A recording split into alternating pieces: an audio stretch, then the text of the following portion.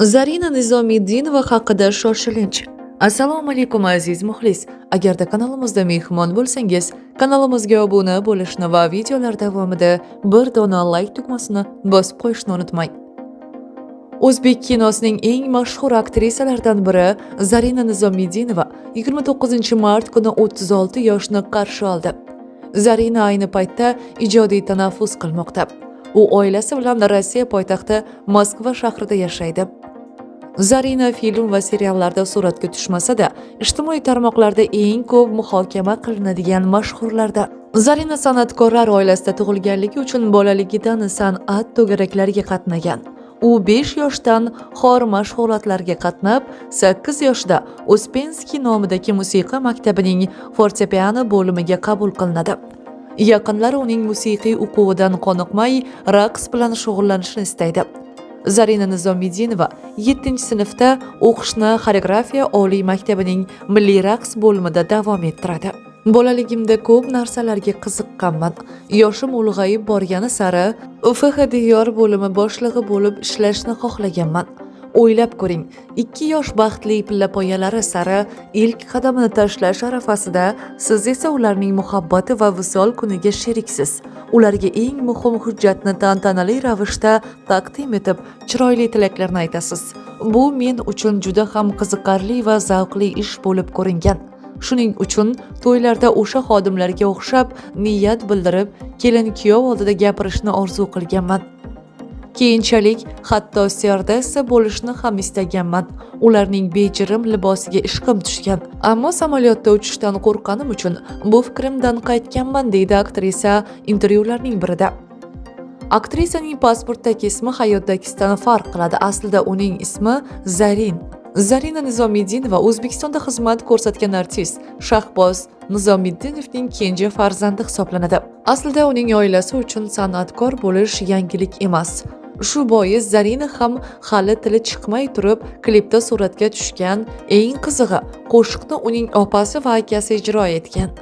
Ma'lumotlarga ko'ra, opasi Mohinur va akasi Shohrux tomonidan kuylangan Karate qo'shig'i 1990-yillarda hit bo'lgan. Birinchi rolimni shu klipda ijro etgan ekanman. Dadam hayotliklarda klipda ham, kidoda ham birga suratga tushish nasib etmadi. Ammo e'tibor berib qarasam, ijodimni aynan dadajonim bilan mana shu klipdan boshlagan ekanman. O'shanda otajonimning qo'llab-quvvatlaganlari va shu kungacha yordam berib kelyapti deb otasi haqida post qoldirgandi aktrisa. Afsonaviy yalla ansambl asoschilaridan biri Shahboz Nizomiddinov 2015-yil 23-aprel kuni 69 yoshida vafot etgandi.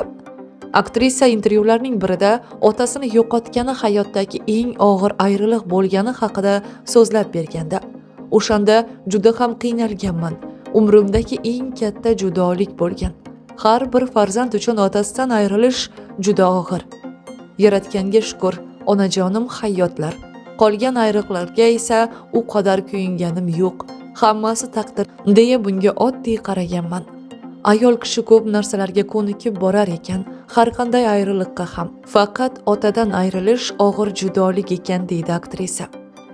Odatda kinorejissyorlar rollarga chiroyli qizlarni xoreografiya, raqs maktabidan izlaydi. Zarinaning kino olamiga kirib kelishiga ham shunday tashriflar sabab bo'lgan. U ilk rolini Tamara Kamolovaning Yo'l bo'lsin filmida ijro etadi. 2006-yilda esa Bahrom Yoqubovning Romeo va Julietta filmida suratga tushadi. Mana shu film Zarinani aktrisa sifatida elga tanitgan.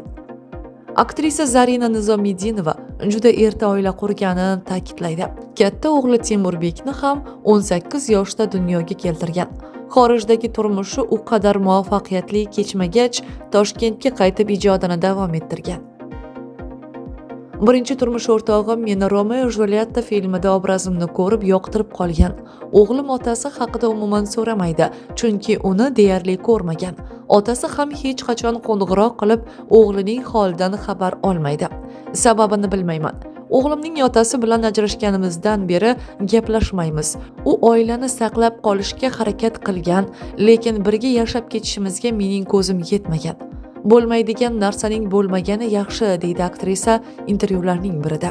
2015-yilning 18-yanvar kuni esa ikkinchi bor oila qurdi. Navbatdagi turmush o'rtog'i o'zidan ancha katta va tadbirkorlik bilan shug'ullanadi. Afsuski, aktrisaning bu nikohi ham uzoqqa cho'zilmadi. Oradan 4 yil o'tib, aktrisaning shaxsiy hayotida yana bir o'zgarish sodir bo'ldi. U Moskva shahrida istiqomat qiluvchi, o'zidan 12 yosh katta inson bilan oila qurdi va 2020-yilda Saidumar ismli o'g'lini dunyoga keltirdi. Men omma e'tiborida shaxsman.